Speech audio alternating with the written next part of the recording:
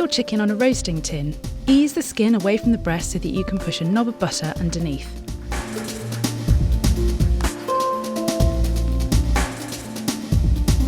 Then season with salt and pepper. Then pour water into the bottom of the roasting tin so it's about 1 to 2 centimetres deep.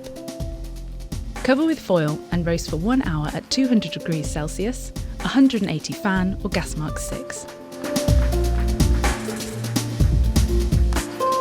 Uncover and continue to roast for 20 to 30 minutes more. By which time the skin will be golden, the chicken cooked and all the juices will run clear.